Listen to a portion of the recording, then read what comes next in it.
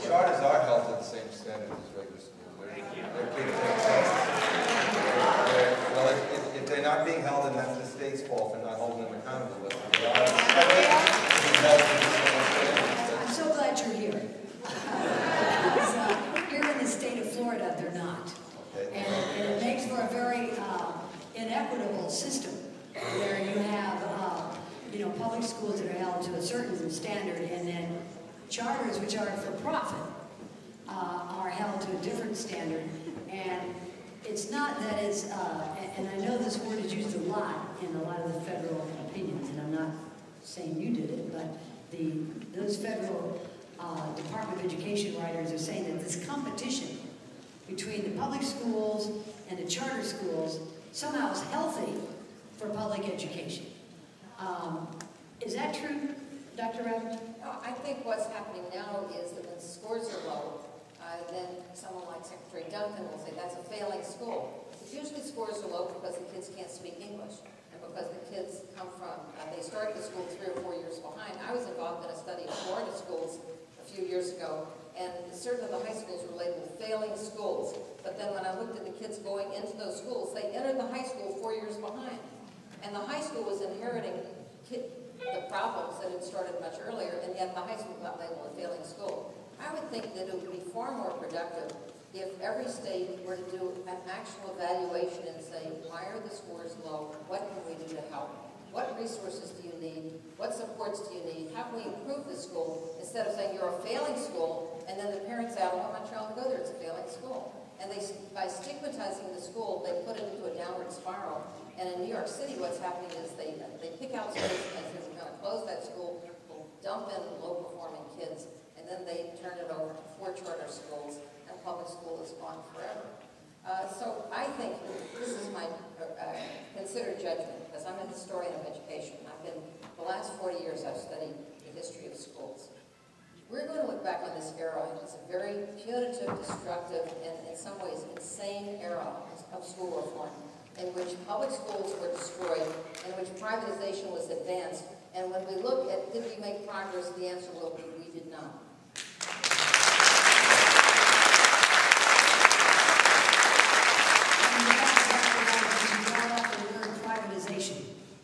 Because that takes us to the next level, where privatization, do we have schools picking up the, do you remember? Okay, good. Privatization is something that is happening, and it's been percolating in this state. I know the two of you are not from Florida, but percolating in the state for a while. And I think now it's something that's definitely, we're going to see the re-emergence of privatization of our schools. As a historian, Dr. Ravitch, of education, has this ever occurred before in American history, outside of the traditional religious schools that probably started 200 years ago? But have we ever seen this type of privatization of our public schools before? Well, the short answer is no, never. I've written about reform in the 20th century and the 19th century, and there have always been people who criticize public schools and said they should be better, the standards should be higher, the teachers should be better prepared. We need more money, we need more equitable funding. But there has never been a demand to turn public schools over to for-profit entrepreneurs until now.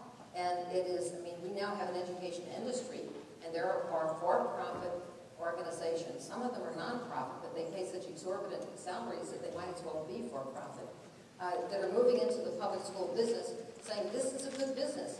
Well, the real estate is good, and then the government pays, the money stream is secure, we can get good loans on this money stream. So this has now become an edu-entrepreneur industry, and that's never happened, ever.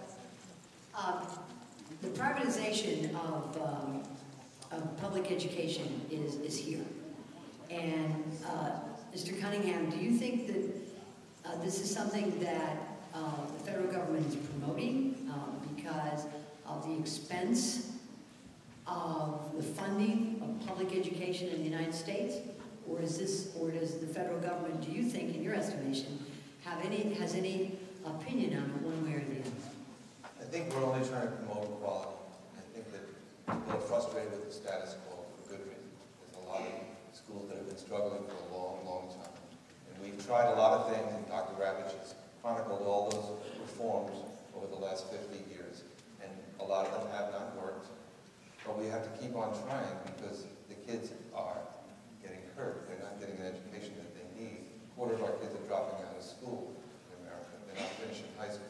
That's an economic crisis. That's a moral crisis. If we don't do something, if we don't try new things, if we don't keep on pushing new ideas, then we're sort of giving up. And I just don't think that's the right thing to do.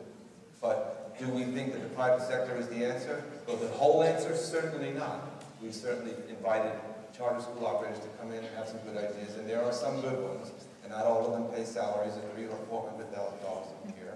And there are some states that do a better job than others of closing them down. And we just all need to do a better job of closing down the poor-performing ones and only bringing in the good ones. That's the problem. I think the charter school movement is going to kill itself because she correctly cited the fact that 83% of them are no better or worse than traditional schools.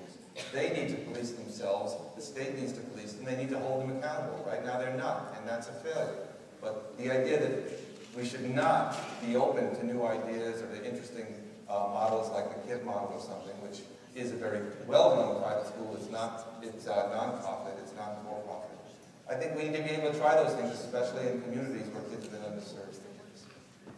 There's been a lot of discussion about choice and about parents having the choice, is one of the questions, about parents having the choice of where to send their children to school.